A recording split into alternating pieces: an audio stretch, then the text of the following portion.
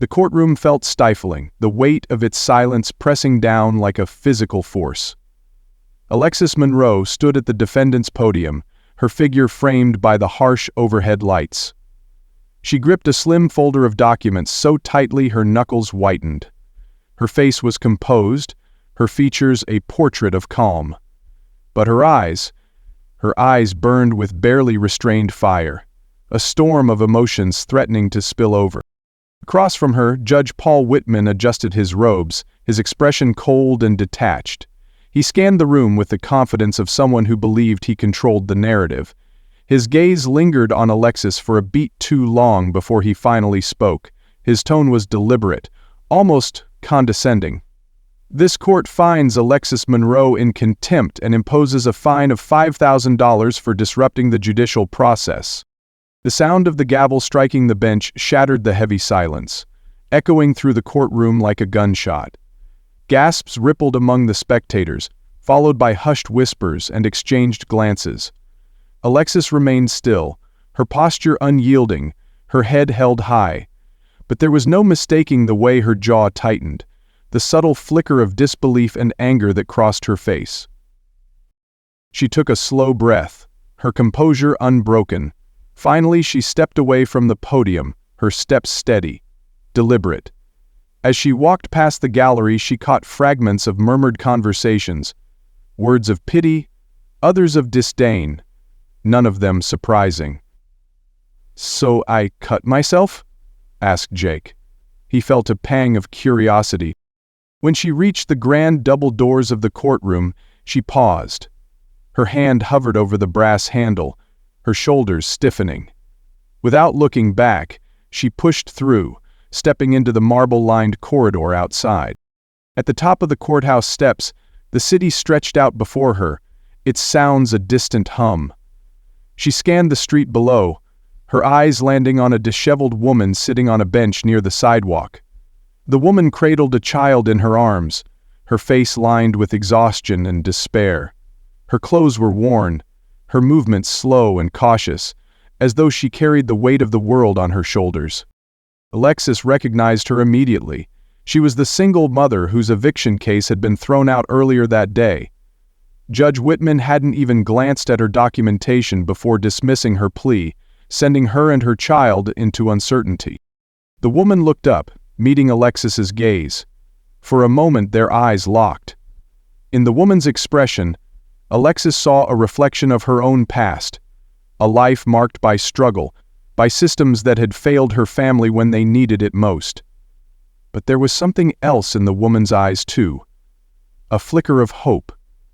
A silent, desperate plea that maybe, just maybe, Alexis could do what no one else had dared. She took a handful of her hair with her other hand and trailed some of the dried blood halfway down her neck.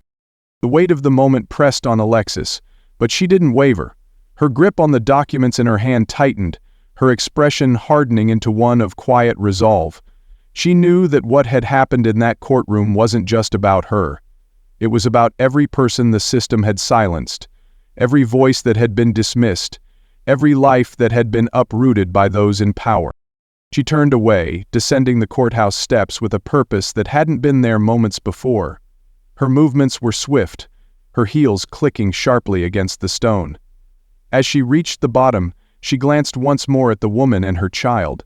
Alexis whispered, so softly it was almost lost in the noise of the street, "This isn't over. Not for you. Not for anyone."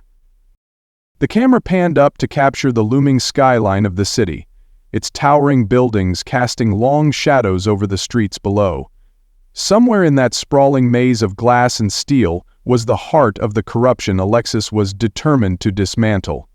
She knew the road ahead wouldn't be easy. It would be treacherous, filled with enemies who hid behind facades of power and legitimacy. But Alexis had faced adversity her entire life. She wasn't about to back down now. The screen fades to black, and the tension lingers like a heartbeat, heavy and foreboding. Then, a deep voice speaks. What happens when the system silences the wrong person? What happens when one voice refuses to be ignored? Stay with us to uncover a battle that will change everything. Before the story continues, pause for a moment. Kindly hit the like and subscribe button. Every week, we dive into stories of justice, betrayal, and redemption, where nothing is ever as it seems. Make sure to turn on notifications so you never miss an update. Now, let's get back to the story. The sun dipped below the horizon, casting a warm orange glow over the small community of Rosewood, a place once filled with laughter and hope. Alexis Monroe, just a young girl at the time, sat on the porch of her family's modest home. Her mother hummed a soothing tune as she watered the garden, while her father worked tirelessly inside, poring over paperwork in a desperate attempt to save their home. The home was more than a structure. It was a sanctuary, a place where dreams were nurtured, despite the hardships outside their door. But it was slipping through their fingers. Alexis watched as her father's shoulders slumped, his face etched with despair. Weeks earlier, a notice had arrived. A lawsuit, filled with legal jargon and backed by a powerful corporation, claimed ownership of their property. Alexis's parents fought back, pleading their case to a local court, but the judge dismissed their arguments without so much as reviewing their evidence. It wasn't justice, it was corruption in its rawest form.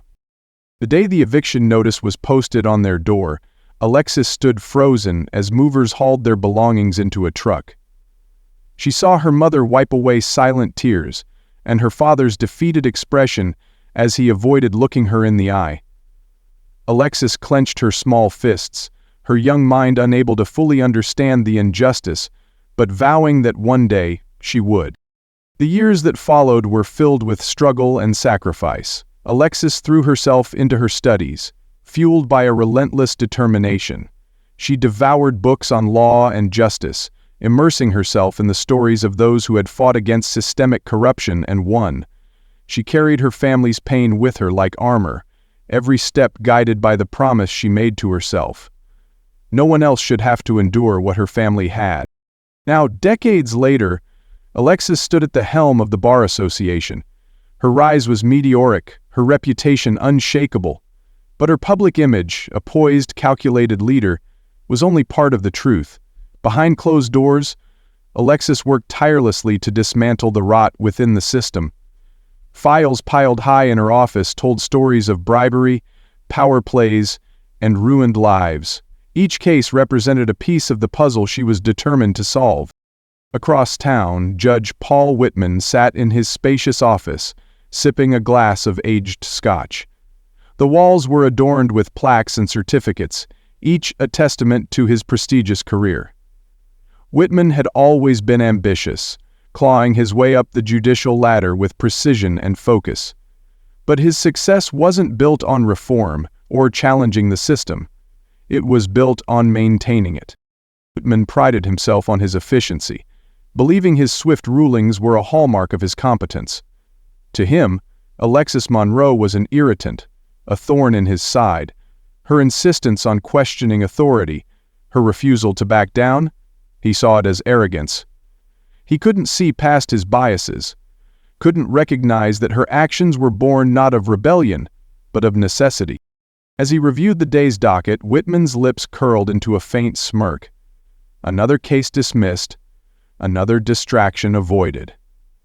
His world remained orderly, just as he preferred it. That evening, Alexis returned to her apartment, her steps heavy but determined. The weight of the day's events clung to her like a second skin. Inside, the warm glow of a single lamp illuminated the small but welcoming space. Ethan Cole, her partner, was already there, seated on the couch with a book in his lap. He looked up as she entered, his expression softening. Ethan was a public defender, a man who believed in fighting for the underdog even when the odds were stacked against him. He and Alexis shared a bond forged in the fires of shared struggles. They understood each other in ways that words couldn't always convey. As Alexis shrugged off her blazer, Ethan noticed the bruise forming on her hand. He stood and crossed the room, gently taking her hand in his.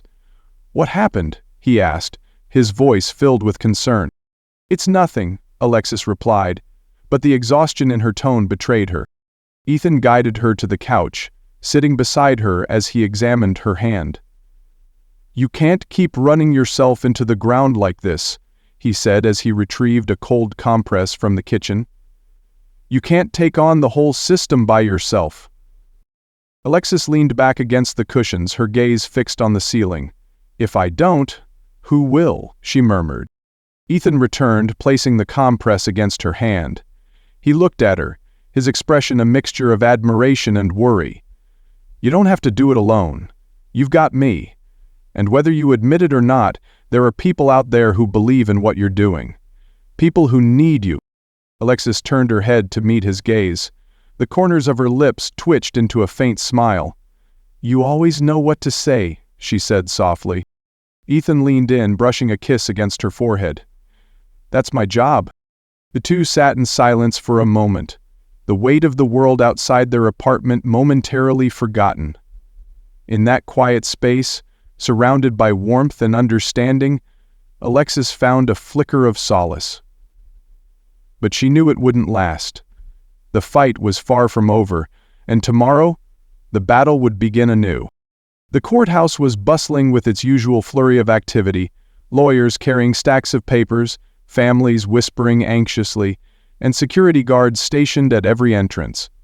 Alexis Monroe emerged from the elevator, her briefcase in hand and a determined look on her face. She was ready to file a formal complaint against Judge Whitman, a step that would undoubtedly ruffle powerful feathers. Her heels clicked against the marble floor as she strode toward the clerk's office.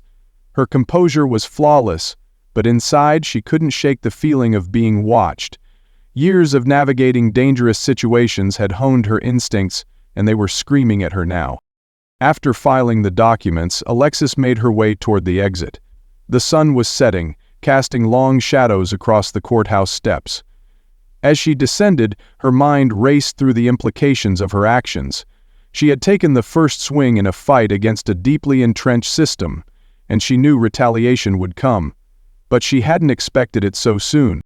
As Alexis approached her car, parked near the edge of the lot, a sleek black SUV screeched to a halt in front of her, cutting off her path. The doors swung open, and three masked men stepped out, their movements swift and deliberate. "Mrs. Monroe," one of them said, his voice muffled, but laced with menace. "You're coming with us." Alexis froze for a fraction of a second, her mind calculating her options. Then she moved. The first man lunged at her, but she sidestepped, her briefcase swinging up to meet his face with a satisfying crack. He stumbled back, clutching his nose. Another attacker reached for her arm, but Alexis spun on her heel, using the momentum to deliver a sharp kick to his knee. Her movements were precise, deliberate. She had trained for situations like this, and every strike carried the weight of her determination to survive. The third man pulled a baton from his belt and swung it toward her. Alexis ducked, grabbing the car door handle and yanking it open to block his next strike. Using the edge of the door as leverage, she slammed it into his midsection, forcing him to drop the weapon. The first attacker recovered and lunged again, this time grabbing her arm. Alexis twisted free, delivering an elbow to his ribs and following up with a jab to his throat. He gasped for air, staggering backward. But the attackers were relentless. One of them pulled a knife, the blade gleaming in the dim light of the parking lot.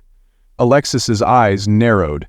She grabbed a nearby trash can lid, using it to deflect the slashes as she maneuvered herself toward the open space behind her car. Just as she started to feel outnumbered, the roar of an engine filled the air. A silver sedan came hurtling into the lot, its tires screeching as it veered toward the attackers. The car skidded to a stop and Ethan Cole leapt out, his face a mix of anger and concern. "Get in," he shouted, but Alexis wasn't done yet. One of the attackers turned toward Ethan, pulling a gun from his waistband. Without hesitation, Ethan floored the accelerator, driving into the man and sending him sprawling onto the pavement. The other attackers hesitated, giving Alexis just enough time to grab the knife-wielding man's arm and twist it, forcing him to drop the blade.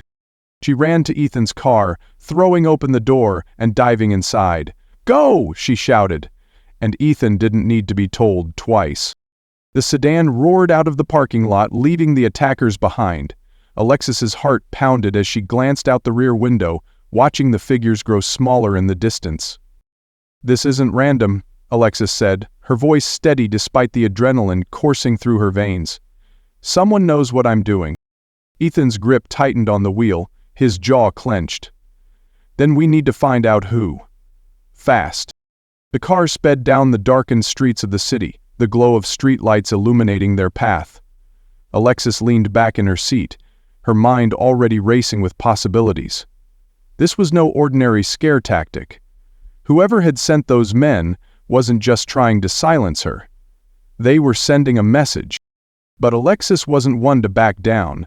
If anything, this attack had only strengthened her resolve. They wanted a fight, and she was ready to give them one. The city lights outside Alexis Monroe's office twinkled like distant stars, indifferent to the storm of revelations unfolding within.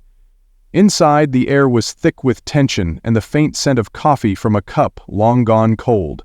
Alexis sat at her desk, her laptop open and surrounded by stacks of files and folders, each one representing a story of injustice.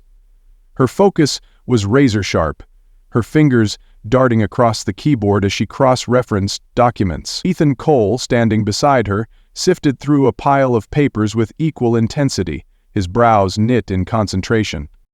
Ethan placed one file on the desk, his voice low but urgent. "Alexis, you need to see this." Alexis leaned closer, her eyes scanning the page. It was a list of transactions, payments made to a web of entities that, on the surface, appeared unrelated. But as Ethan pointed out each connection, a sinister pattern emerged. At the center of it all was Victor Kane. "Kane," Alexis said, her tone sharp. "It always comes back to him." Victor Kane's name wasn't new to her. He was a man whose reputation was built on whispers and shadows, a tycoon who owned vast properties, wielded immense influence, and had evaded scrutiny for years. But this wasn't just about his wealth. It was about power, the kind that corrupted everything it touched. Ethan pointed to another section of the document. "Look at these cases. Judge Whitman's signature is on all of them. Land seizures, fraudulent claims, rulings that shouldn't have held up under even the barest scrutiny." The circuit court voted to seal the case. Alexis's jaw tightened. Whitman isn't just negligent, he's actively complicit. He's rubber-stamping Kane's agenda. The realization settled heavily between them. Whitman's rulings had displaced families, bankrupted small businesses, and stripped communities of their stability. Kane wasn't merely exploiting the legal system, he was weaponizing it. Ethan leaned back in his chair, rubbing his temples. This isn't just corruption. This is a machine. A machine that chews people up and spits them out. Alexis's gaze drifted to a photograph on her desk. It was of her family, taken years ago before their home was taken from them. The memory hit her like a wave. Her father pacing the living room, clutching paperwork that no one in the system would even glance at. Her mother, crying softly in the kitchen, trying to shield her children from the weight of their loss. She turned back to Ethan, her voice quieter now, but no less firm. "Do you remember the woman outside the courthouse today? The one with her child?" Ethan nodded. "Of course." Alexis's fingers brushed against the edge of the desk. "I see her, Ethan. I see my mother in her. The same desperation, the same hopelessness." She paused, her throat tightening. "This isn't just about Kane or Whitman. It's about every family that's been crushed under the weight of this system." Ethan reached out, resting his hand over hers. "Alexis," he began, his voice filled with a mixture of concern and admiration. She shook her head, blinking away the sting of tears.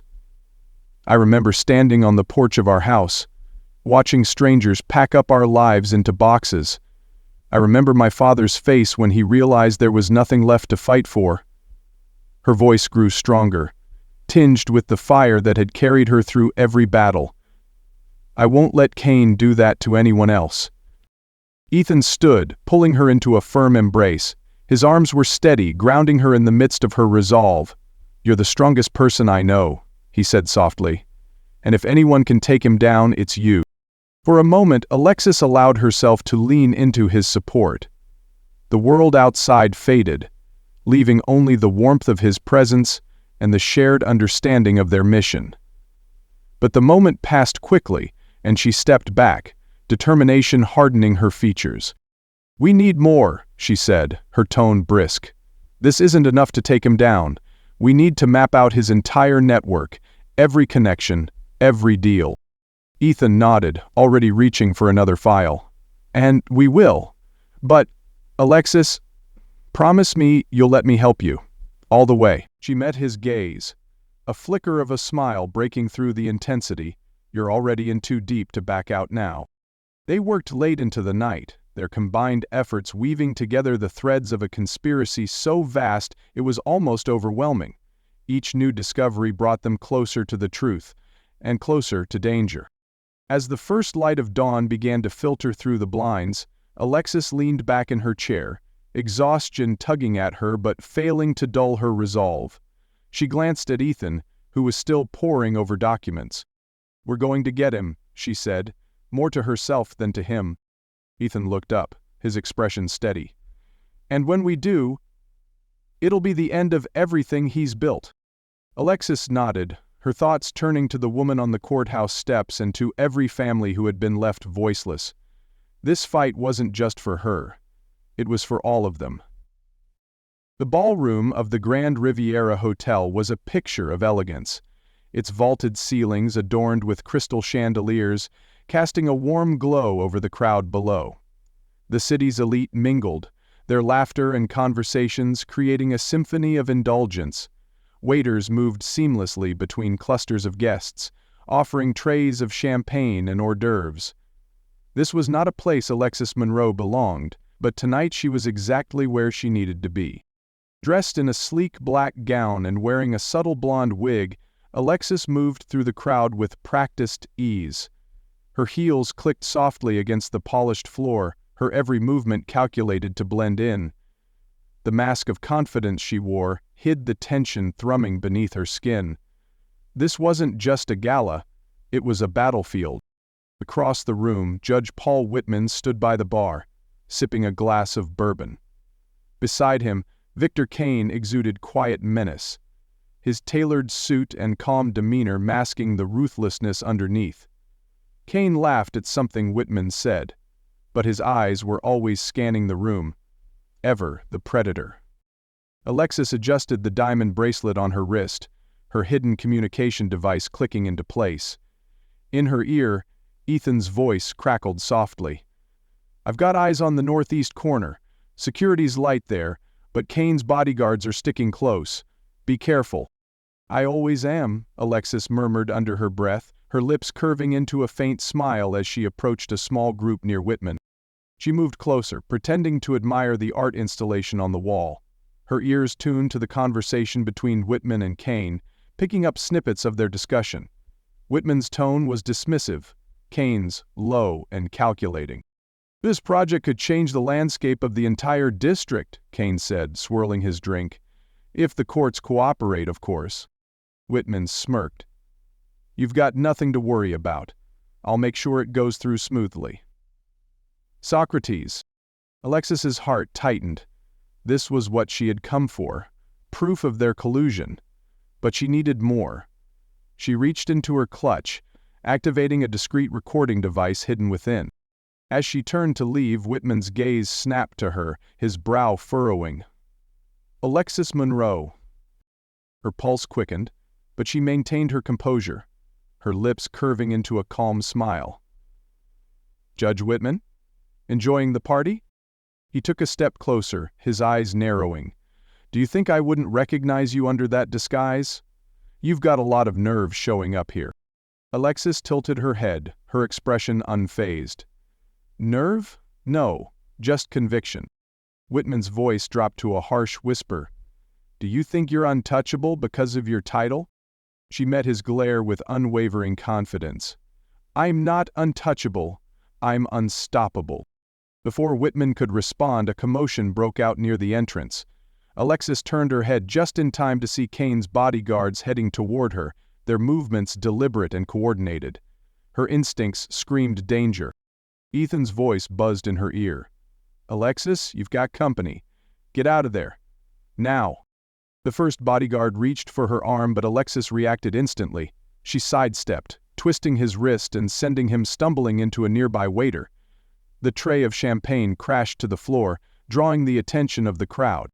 Kane's men moved in quickly, their intentions clear. Alexis ducked under the outstretched arm of another attacker, grabbing a decorative vase from a nearby table and smashing it against his shoulder. The sound of shattering glass mingled with the gasps of startled guests. She moved through the crowd, using the chaos to her advantage. Her sharp eyes scanned for exits as she evaded her pursuers with practiced precision. Ethan appeared out of nowhere, cutting through the throng like a force of nature. He grabbed Alexis's hand, pulling her toward a side hallway. "This way." One of Kane's men lunged at them, but Alexis delivered a swift kick to his chest, sending him sprawling. Ethan held the door open, ushering her through before slamming it shut behind them. They ran down a dimly lit corridor, the sounds of pursuit echoing behind them. Alexis's mind raced, calculating their next move. "The service elevator," she said, spotting a sign at the end of the hallway. They reached the elevator just as one of the attackers burst through the door behind them. Ethan turned, throwing a well-aimed punch that sent the man crashing into the wall. Alexis hit the elevator button repeatedly, willing the doors to open faster. When the elevator arrived, they slipped inside, breathless but unyielding. As the doors closed, Alexis leaned against the wall, her chest heaving. Ethan smirked, his knuckles bruised. "Well, that wasn't exactly a low-profile exit." Alexis let out a short laugh, the adrenaline coursing through her. "You know me. I never do subtle." As the elevator descended, her expression sobered. She clutched the recording device in her hand, the weight of its contents grounding her. "We got what we came for," she said, her voice steady. Ethan glanced at her, his admiration evident. "You never back down, do you?" Her gaze hardened. "Not when it comes to people like Kane. This is just the beginning." The elevator doors opened to the underground parking lot where their car awaited. Bruised but determined, Alexis and Ethan disappeared into the night, the city lights reflecting their resolve. The fight wasn't over, but tonight, they had taken a crucial step forward. The courtroom was packed, the air thick with anticipation. Journalists lined the back wall, their cameras poised and ready. Lawyers and clerks whispered among themselves, their hushed tones carrying an edge of excitement.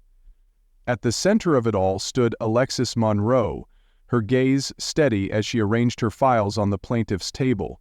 Across from her sat Victor Kane, his tailored suit immaculate, his expression calm but cold. He exuded the confidence of a man who believed he was untouchable. Judge Paul Whitman entered, his robes billowing slightly as he took his seat. His expression was neutral, but there was a hint of discomfort in his demeanor, a subtle crack in his composure as he glanced toward Alexis. The woman who had been fined and dismissed in his courtroom weeks ago now stood poised to dismantle everything Kane had built, and possibly expose Whitman's own complicity in the process. "Court is now in session," the bailiff announced, his voice echoing through the room. Alexis rose, her movements deliberate and calm. She addressed the court with a voice that carried both authority and conviction. "Your Honor, today we present undeniable evidence of a vast criminal network orchestrated by Victor Kane. This is not just about fraud or corruption. It's about families displaced, livelihoods destroyed, and a legal system manipulated for personal gain." She clicked a remote, and a projector screen came to life with documents, maps, and photos. Transactions linking Kane to fraudulent land seizures, bribes, and rigged court rulings flashed before the court. The room was silent as she laid out the web of deceit in painstaking detail. "Here," Alexis continued, pointing to a series of documents, We see properties seized under false pretenses, all signed off by Judge Paul Whitman. She paused, letting the weight of her words settle. But what's more damning is the connection between these rulings and Mr. Kane's financial empire. Each ruling cleared the path for his expansion, each one signed by individuals willing to betray their duty for a price. The silence was deafening. Whitman's face had gone pale, his hands gripping the edge of his desk. It was clear that he hadn't realized the full extent of Kane's manipulation, or how deeply he'd been ensnared. Kane, however, remained calm. He leaned back in his chair, a faint smirk tugging at the corner of his lips. When Alexis turned to meet his gaze, his expression hardened. "You think you've won," he said softly, just loud enough for her to hear. "This is a game, Ms. Monroe, and I play to win." Alexis didn't flinch. She turned back to the judge. "Your Honor, with your permission, I'd like to call witnesses who can corroborate this evidence." Whitman hesitated, then nodded. "Proceed." The first witness had just taken the stand when the courtroom doors burst open. A group of armed men stormed in, their faces obscured by masks. Gasps and screams filled the room as panic erupted.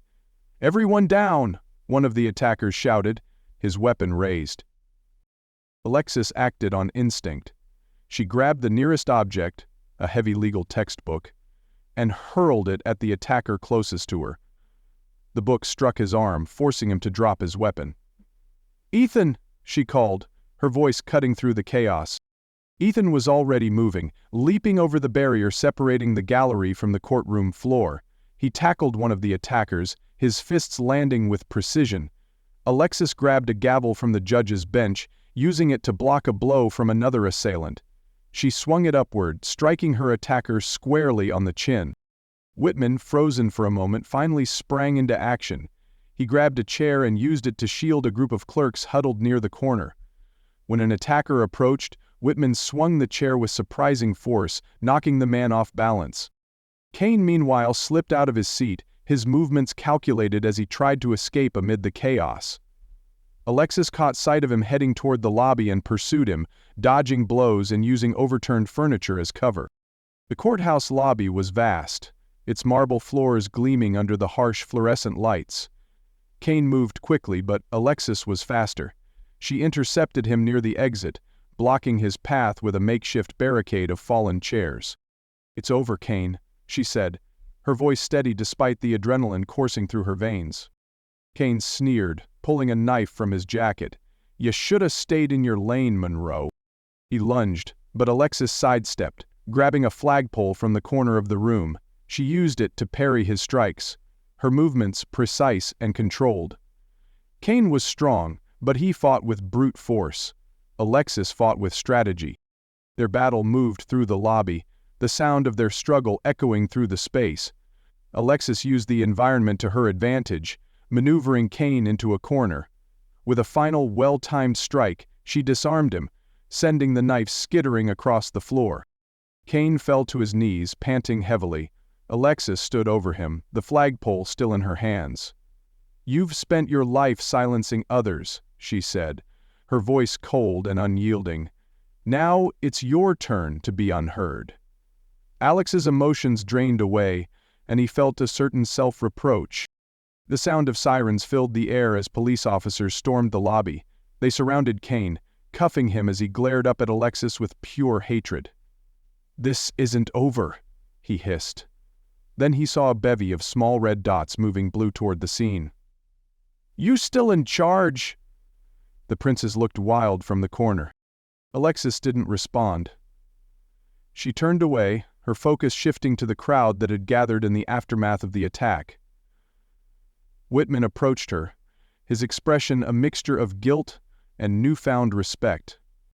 "Ms. Monroe," he began, his voice faltering.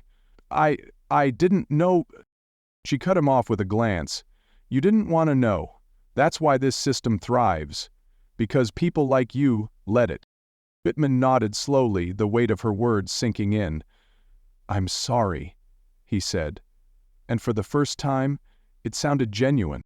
As the courtroom began to settle, Alexis took a moment to breathe. She had won the battle, but the war against corruption was far from over. She glanced at Ethan, who gave her a small, reassuring nod. "You did it," he said softly. "We did it," she corrected, a faint smile touching her lips. As the camera panned out, capturing the chaos giving way to order, Alexis's voice echoed, "Justice isn't about power. It's about accountability. And it's about fighting for those who can't fight for themselves." The courtroom was still. The chaos from earlier had been replaced with an air of solemnity and anticipation. Officers flanked Victor Kane as he was led in handcuffs back to his seat at the defense table. His previously smug demeanor was gone, replaced by a quiet anger simmering beneath the surface. The cameras from the press gallery captured every moment, the clicks of shutters echoing softly in the vast room. Judge Paul Whitman sat at the bench, his expression weary but resolute. The weight of the revelations, the attack, and his own complicity hung heavy in the air. His gaze shifted to Alexis Monroe, who stood with unwavering confidence at the plaintiff's table. Her presence was commanding, her resolve unshakable. "Monsieur Monroe," Whitman began, his voice steady but laced with remorse. "Before we proceed, I have something I need to say." The room fell silent, all eyes on the judge. Whitman took a deep breath, his hands gripping the edge of his desk. "I made a grave mistake in dismissing you earlier. I failed to uphold the principles I swore to protect, and I enabled men like Victor Kane to manipulate this system for their own gain. For that, I am deeply sorry." The courtroom murmured in response, the apology carrying a weight that was rare in these hallowed walls. Whitman's gaze met Alexis's, and for the first time, there was no trace of condescension, only genuine regret. Alexis nodded slightly, accepting the apology but offering no words. Her focus remained on the larger battle at hand. She stood, stepping forward to address not just the courtroom but the cameras broadcasting her words to the world beyond these walls. "Today we saw what happens when those in power believe they are untouchable," she began, her voice clear and resonant. "We saw the consequences of corruption, of silence, and of complicity." Her eyes swept across the room, meeting the gazes of jurors, reporters, and onlookers alike. "Justice isn't about power," she continued. "It's about accountability. It's about fighting for those who can't fight for themselves, those who are too often silenced or ignored.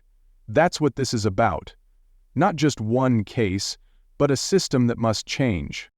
She paused, allowing her words to settle. "This is not the end. It's the beginning. And to those watching, to those who've felt powerless in the face of injustice, I want you to know, your voice matters. Your fight matters. And I will stand with you." The room erupted into applause, a rare and powerful moment of unity in a place so often divided.